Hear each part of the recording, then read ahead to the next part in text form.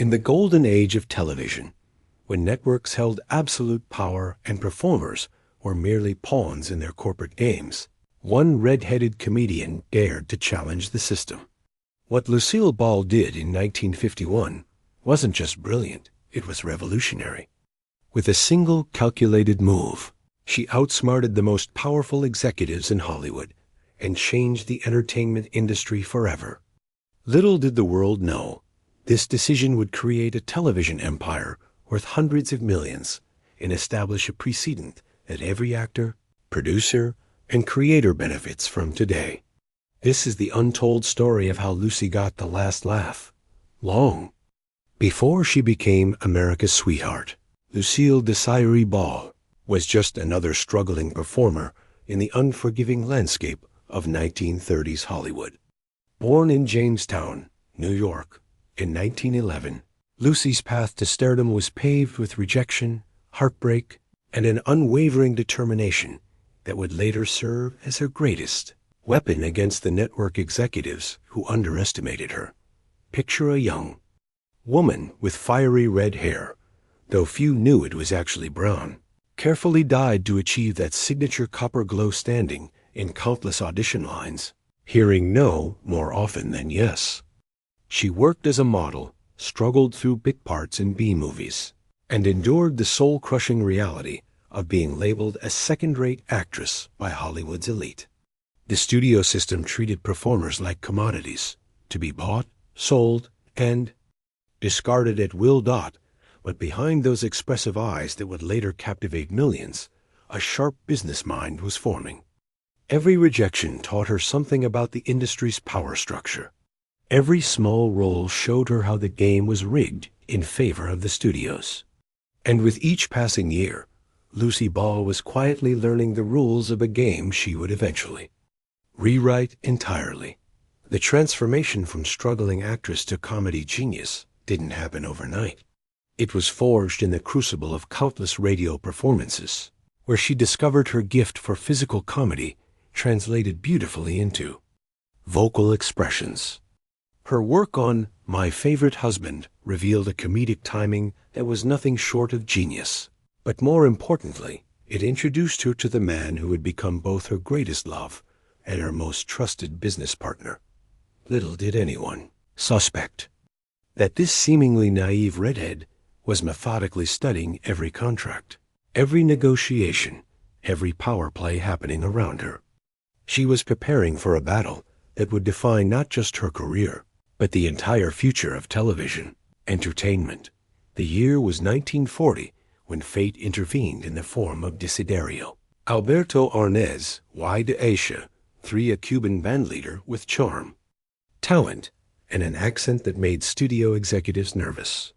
A meeting between Lucy and Desi wasn't just romantic destiny. It was the collision of two ambitious minds that would eventually outsmart an entire industry. Their whirlwind romance played out against the backdrop of World War II, with Desi serving in the military, while Lucy's career slowly gained momentum. But beneath the surface of their passionate love affair, something more strategic was brewing. Desi brought something invaluable to their partnership, an outsider's perspective on American business and an immigrant's hunger for success that matched Lucy's own determination. When they married in 1940, Hollywood whispered about the unlikely pairing. A red-headed comedienne and a Latin bandleader seemed like a publicity stunt to many. The studio system, with its rigid control over stars' personal lives, watched nervously as two of their properties became a unit they couldn't easily manipulate. What they didn't realize was that this marriage was about to become the most powerful creative and business partnership in entertainment history. Desi's experience in the music industry had taught him about contracts, percentages, and the importance of owning your work. He watched how record companies exploited artists, keeping a lion's share of profits while the talent struggled for scraps. This knowledge would prove invaluable when television came calling, and the networks assumed they could apply the same exploitative model to the new medium. Together, Lucy and Desi began to dream of something bigger than just being employees in someone else's empire. They envisioned a world where performers could have control over their destiny, where creativity and commerce could coexist on equal terms. It was a radical idea in 1950s America, where the corporate structure seemed unshakable and performers were expected to be grateful for whatever crumbs they were thrown out as the 1940s gave way to the 1950s. A new monster was awakening in American living rooms: television. The radio networks, CBS and NBC, were frantically adapting to this visual medium, but they brought with them the same predatory business practices that had made them rich in radio. Performers would provide the talent, networks would reap the rewards, and everyone would pretend this was fair.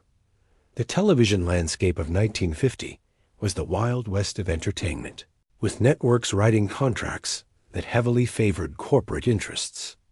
Actors were paid minimal fees for their performances, while networks retained ownership of shows, reruns, and all future profits.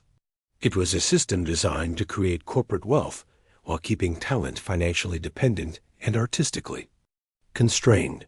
Lucy's success on My Favorite Husband made her a valuable commodity, and CBS was eager to transition the radio show to television. But there was a problem that would inadvertently create the opportunity of a lifetime. The network executives couldn't envision American audiences accepting Desi as Lucy's on-screen husband. His accent, his ethnicity, his foreignness all seemed like obstacles to the mainstream success they craved. The arrogance of these network executives was breathtaking. They believed they knew what America wanted better than America itself, and they were willing to break up one of entertainment's most dynamic partnerships to maintain their narrow vision of acceptable television. They offered Lucy lucrative contracts and star treatment, but only if she agreed to work without Desi. This was the moment when most performers would have compromised, taken the money, and accepted the network's terms. The safe choice was obvious: submit to the system that had made stars of countless others. But Lucy and Desi were not most performers, and their response to this ultimatum would expose the network's greatest weakness: their desperate need for content in the rapidly expanding television market. The rejection of Desi as Lucy's television husband could have ended their dreams, but instead it sparked a revolution. In the privacy of their Hollywood home, Lucy and Desi began plotting what would become the most brilliant power play in entertainment history. They understood something the networks hadn't yet grasped: television's insatiable hunger for content would eventually force executives to accept terms they never imagined agreeing to. Their strategy was audacious in its simplicity.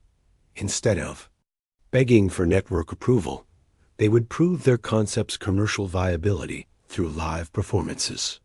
The summer of 1950 saw Lucy and Desi embarking on a grueling vaudeville tour, performing their domestic comedy routine in theaters across America.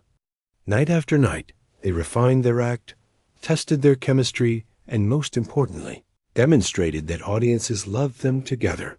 But this tour was never just about proving their appeal. It was market research with a hidden agenda.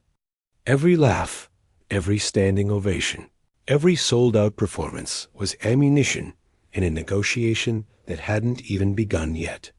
They were building leverage while the networks assumed they were simply trying to stay relevant between radio and television. Opportunities. Behind the scenes, Desi's business acumen was working overtime. He studied the television industry's financial structure, analyzed rating systems, and most crucially, began to understand the true value of content ownership. While other performers focused solely on their paychecks, Desi was calculating the long-term worth of intellectual property in an expanding medium. The couple's manager and friends thought they were taking an enormous risk by refusing network offers and striking out on their own. The safe path was clear: accept CBS's terms, let Lucy become a television star, and hope for the best. But Lucy and Desi were playing a longer game, one that required patience, courage, and an absolute belief in their own worth. In 1950, While network executives were still treating television like radio with pictures, Lucy and Desi made a decision that would reshape the entertainment industry forever. They formed Lucille Productions, a company that existed for one revolutionary purpose: to own and control their creative work. It was a concept so radical that most industry insiders dismissed it as the naive fantasy of two performers who didn't understand how things worked. The name itself was a statement of unity and ambition. Lucille represented not just their combined talents, but their shared vision of a different kind of entertainment company, one where creativity and commerce could coexist without the traditional exploitation that defined Hollywood's studio system. They mortgaged their home, invested their savings, and bet everything on a vision that seemed impossible to everyone except themselves. What made their gamble even more audacious was the state of television production in 1950. Most shows were broadcast live from New York, performed once, and then lost forever. The technology for recording and preserving television content was expensive and considered unnecessary by networks who never imagined the value of reruns. But Desi, with his outsider's perspective and immigrants' hunger for security, understood something the establishment missed. Content that could be replayed had unlimited earning potential. The formation of Lucille wasn't just a business decision. It was an act of rebellion against an industry that had systematically undervalued their contributions. Every meeting with lawyers, every contract negotiation, every financial risk they took was motivated by a simple but revolutionary principle: performers deserved to benefit from the long-term success of their work as they built their production. Company, Lucy and Desi, were essentially creating a new category of entertainment professional, the performer producer. They were no longer content to be hired guns who showed up, performed, and collected a paycheck. They wanted to be partners in the business of entertainment, stakeholders in the success they helped create. By 1951, CBS was facing a problem they hadn't anticipated when they first rejected Desi as Lucy's television co-star. The vaudeville tour had been a massive success, proving beyond doubt that audiences adored the Lucy and Desi dynamic. Meanwhile, the network's alternative plans for Lucy had stalled, and they were watching one of radio's biggest stars slip away from their control. Television landscape was evolving rapidly, and CBS couldn't afford to lose Lucy to a competitor. NBC was aggressively pursuing talent, and the idea of Lucy Ball becoming the cornerstone of a rival network's comedy programming was keeping CBS executives awake at night. They needed her, and increasingly, they needed her more than she needed them. This shift in leverage was exactly what Lucy and Desi had been working toward. But even they were surprised by how quickly the tables turned. CBS executives who had once dismissed Desi as unmarketable were now desperately trying to figure out how to make the partnership work. The network that had seemed all-powerful just months earlier was suddenly in the position of having to ask for what they wanted instead of demanding it. Behind closed doors at CBS, panic was setting in. The network's television programming was struggling to find breakout hits, and they were hemorrhaging money on expensive productions that failed to capture audiences' imagination. Lucy represented more than just a star. She was a proven commodity, with a built-in fan base and a comedic formula that translated perfectly from radio to television. But the most desperate aspect of CBS's situation wasn't their need for Lucy's talent, it was their growing realization that she and Desi were no longer the naive performers they had once dismissed. The couple had evolved into savvy business operators who understood their own worth and weren't afraid to walk away from unfavorable deals. The power dynamic had completely reversed, and CBS was about to learn just how expensive that transformation would be. The negotiations between CBS and Lucille Productions in early 1951 were unlike anything the television industry had ever witnessed. For the first time in broadcast history, Performers were sitting across the table as equals, not as supplicants begging for work. Lucy and Desi weren't just asking for more money. They were demanding a complete restructuring of how television business was conducted. Their primary demand seemed modest at first glance. They wanted to own the show.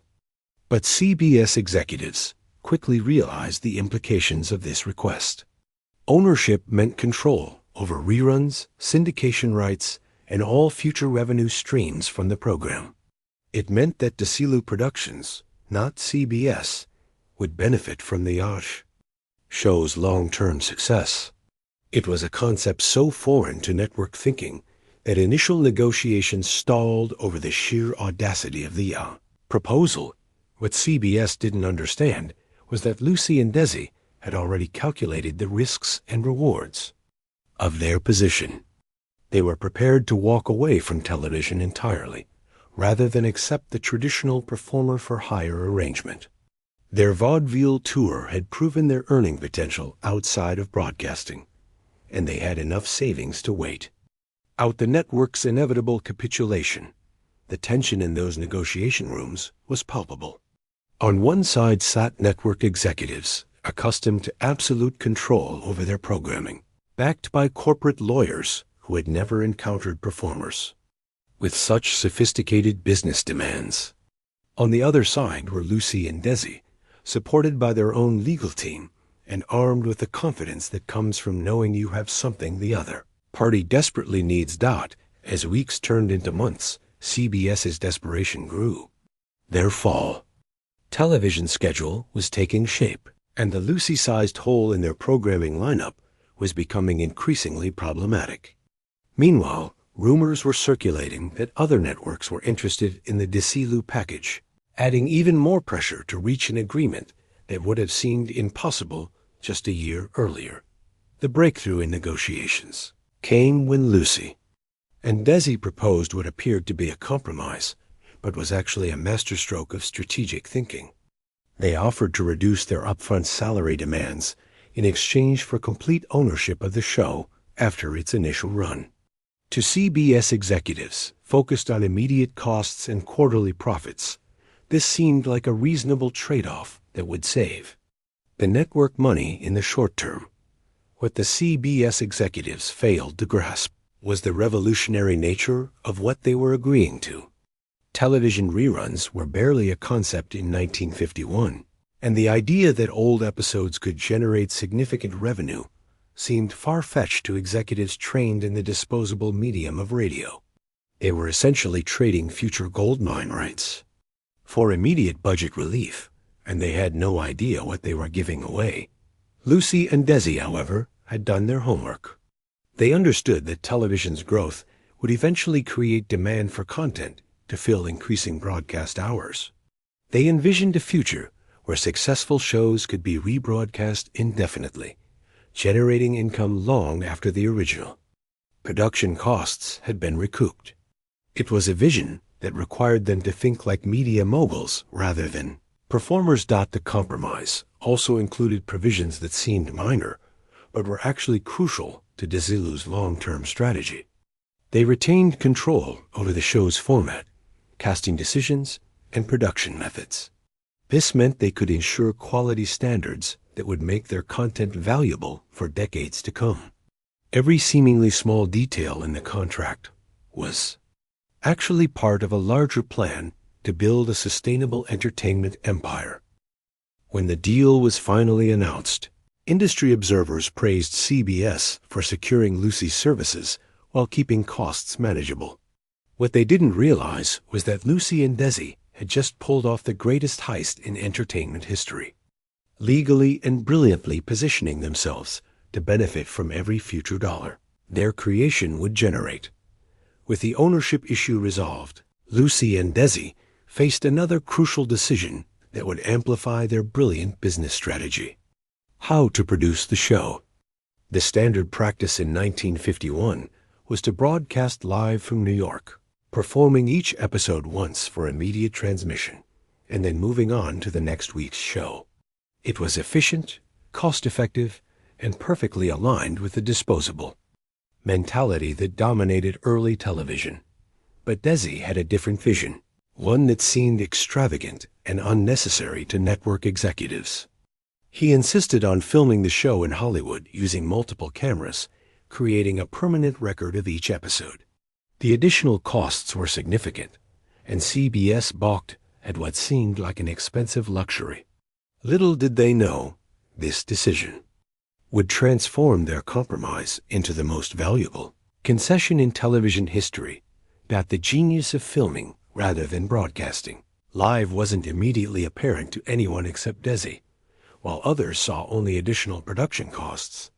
He saw the foundation of a content library that could generate revenue indefinitely. Every episode they filmed was like money in the bank, waiting for the day when television's growth would create demand for quality. Rerun programming. The decision to film in Hollywood also had personal benefits that aligned perfectly with their business strategy.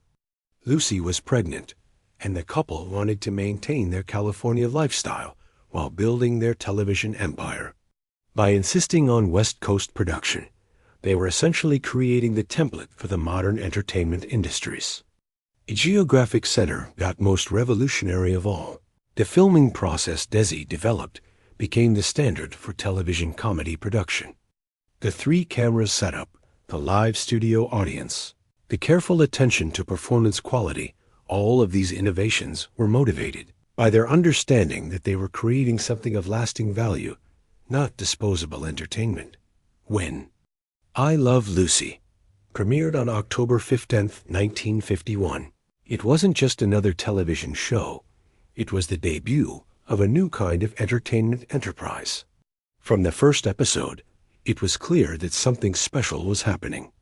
Lucy's physical comedy, Desi's charm, and their authentic chemistry created television magic, but more importantly, it validated every strategic decision they had made during those crucial negotiations.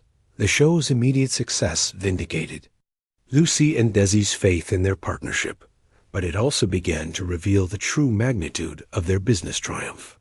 As ratings soared and I Love Lucy became America's favorite television program, CBS executives started to realize what they had given away. Every successful episode increased the value of the content library that now belonged entirely to Desilu Productions. Within months, the show was generating profits that dwarfed the initial production costs. Lucy's pregnancy, which had been written into the show, created a cultural phenomenon that attracted viewers in unprecedented numbers.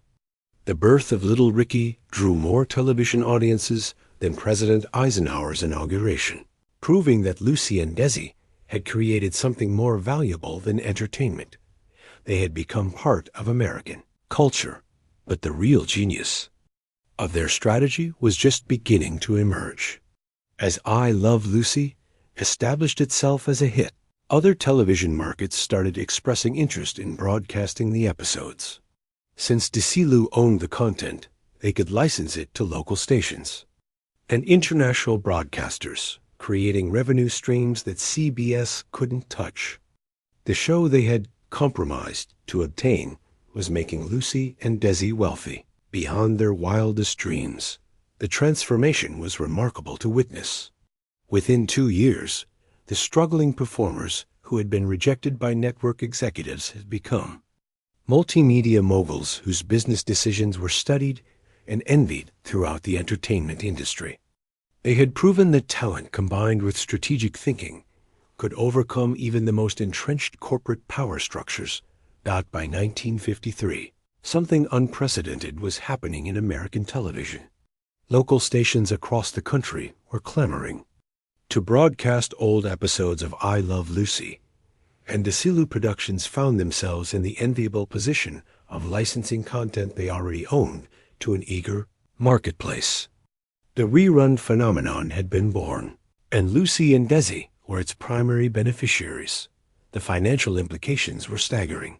Every episode of I Love Lucy could be sold multiple times to multiple markets, generating income that far exceeded the original production costs. CBS executives watched in growing horror as they realized they had essentially given away a perpetual money-making machine in exchange for short-term budget savings. A compromise that had seemed so clever in 1951 now looked like the worst business decision in broadcasting history. What made the situation even more painful for CBS was their growing understanding of television's trajectory. The medium was expanding rapidly, with new stations launching regularly and existing broadcasters desperately needing content to fill their schedules. I Love Lucy reruns were perfect for this market high-quality, popular programming that could be broadcast repeatedly without losing its appeal. Desi's vision of filmed television content was proving prophetic in ways that even he hadn't fully anticipated. The episodes they had created weren't just entertainment. They were assets that appreciated in value over time. Each year brought new opportunities to license the content, and each new market meant additional revenue for Desilu Productions. Rerun success also validated their decision to maintain high production standards. Because they owned the content and would benefit from its long-term success, Lucy and Desi had insisted on quality that would stand the test of time. The episodes looked better, sounded better, and played better than most television content, making them even more valuable in the secondary market that the profits from I Love Lucy reruns gave Desilu Productions something that most entertainment companies could only dream of: financial independence. By 1954, Lucy and Desi were no longer dependent on network approval or corporate financing to pursue their creative vision. They had become their own studio, capable of developing and producing content according to their own standards and timeline. This independence allowed them to expand beyond their original show, developing new programs and acquiring production facilities that would make Desilu one of Hollywood's major studios. They purchased the RKO lot where Lucy had once struggled as a contract player, symbolically completing her transformation from employee to employer. The studio that had once rejected her now belonged to her. The irony wasn't lost on industry observers. The woman who had been dismissed as a second-rate actress had become one of the most powerful executives in Hollywood. The Cuban band leader, who had been deemed unmarketable, was now making deals that shaped the television industry's future. Together, they had created an entertainment empire that rivaled the traditional studios in scope and influence. But their success wasn't just personal, it was transformative for the entire industry. Other performers began demanding ownership stakes in their projects, inspired by the Desilu example. The traditional model of talent for hire was crumbling, replaced by partnerships that recognized creative contributions as worthy of long-term compensation. The business principles that Lucy and Desi had pioneered became the foundation for modern entertainment economics. Profit participation, content ownership, and creative control became standard negotiation points, forever changing the relationship between performers and the companies that employed them. CBS's executives spent the mid-1950s watching helplessly as I Love Lucy generated millions in revenue for Desilu Productions while providing the network with only advertising income from original broadcasts. Every rerun sale, every international licensing deal, every merchandising opportunity reminded them of the fortune they had surrendered in a fateful 1951 negotiation. The network tried to renegotiate their agreement multiple times, offering increasingly lucrative terms to regain some ownership stake in the program. But Lucy and Desi, having learned the value of their intellectual property, politely declined every overture. They had no intention of sharing the wealth they had earned through foresight and strategic thinking. Internal CBS documents from this period reveal the full extent of the network's miscalculation. Executives who had been praised for securing Lucy's services at a reasonable cost were now facing questions about how they had allowed such valuable content to slip away. The I Love Lucy deal became a case study in corporate short-sightedness, studied and analyzed to prevent similar Mistakes in the future. The financial pain was compounded by the show's continued success. I Love Lucy wasn't a flash-in-the-pan hit that quickly faded from memory. Instead, it became a television classic, beloved by new generations of viewers and valuable to broadcasters, decades after its original run. Every year that passed made CBS's original decision look worse. Most humbling of all was the realization that Lucy and Desi had been right about everything. Their assessment of television's growth potential, their understanding of content value, and their vision of performer empowerment had all proven accurate. The network executives, who had dismissed them as naive dreamers, were forced to acknowledge that they had been outmaneuvered by superior business minds. The I Love Lucy ownership arrangement didn't just make Lucy and Desi wealthy.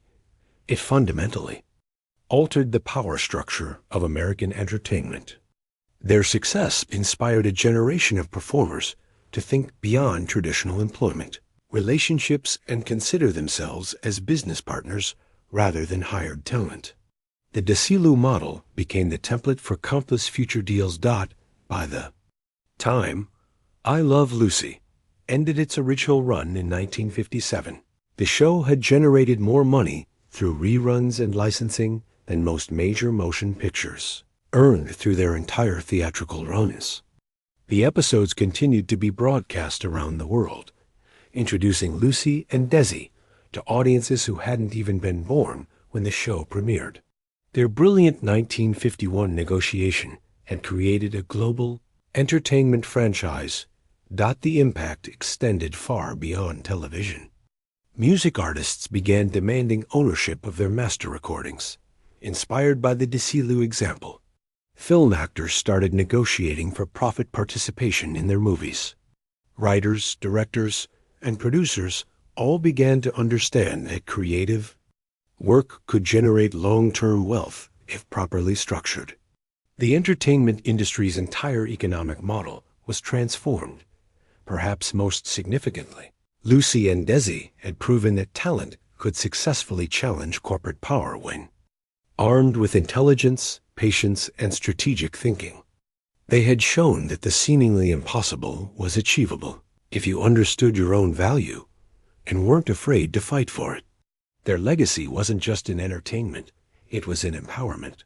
The studios and networks eventually adapted to this new reality, but they never again held the absolute power they had exercised in the early days of television. The Desilu precedent had permanently shifted the balance, creating opportunities for creative professionals that continue to this day. Looking back across more than 7 decades, the true brilliance of Lucy and Desi's strategy becomes even more apparent. They had identified television's growth potential before the industry itself understood it. They had recognized the value of content ownership when networks saw only immediate costs. Most importantly, they had possessed the courage to risk everything on their vision of a different kind of entertainment business. The numbers tell an incredible story. I Love Lucy, episodes that cost approximately $25,000 each to produce in the 1950s, have generated hundreds of millions of dollars in revenue over the decades. The show has been broadcast in dozens of countries, dubbed into multiple languages, and continues to attract new audiences through streaming platforms and digital distribution. Lucy and Desi's 1951 negotiation literally paid dividends for generations. But the financial success was just the beginning. Their breakthrough opened doors for every performer who followed, establishing principles of creative ownership and profit participation that became industry standards. Every time an actor negotiates for back-end points, every time a musician retains publishing rights, every time a creator maintains control over their intellectual property, they are benefiting from the precedent that Lucy and Desi established. Irony is delicious. The network executives who tried to separate Lucy and Desi inadvertently created the conditions for their greatest triumph. By forcing them to prove their worth independently, CBS pushed them toward a business strategy that generated more wealth and power than traditional employment ever could have provided. The rejection that seemed like an obstacle became the catalyst. For revolution. In the end, Lucy Ball had indeed gotten a last laugh. The struggling actress, who had been dismissed as second-rate, had become one of the most successful business executives in entertainment history. The brilliant move that outsmarted the network wasn't just a negotiation victory. It was the foundation of a new era in American entertainment. The story of how Lucille Ball outsmarted CBS with one brilliant move is more than just entertainment. History, it's a masterclass in recognizing opportunity within adversity and having the courage to bet on yourself when everyone else doubts your vision. Lucy and Desi didn't just create a beloved television show. They rewrote the rules of an entire industry and proved that talent combined with strategic thinking could overcome any corporate power structure. Their legacy lives on every time a performer negotiates for ownership, every time a creator retains control of their work, and every time someone refuses to accept "that's just how things are done" as a final answer. They showed us that the most brilliant moves often look like compromises to those who don't understand the long game. What other entertainment legends do you think made similarly brilliant business moves that changed the industry forever? Share your thoughts in the comments below, and don't forget to like and subscribe for more untold stories from Hollywood's golden age. The next time someone tells you that you can't change the system, remember Lucy Ball and get ready to prove them wrong.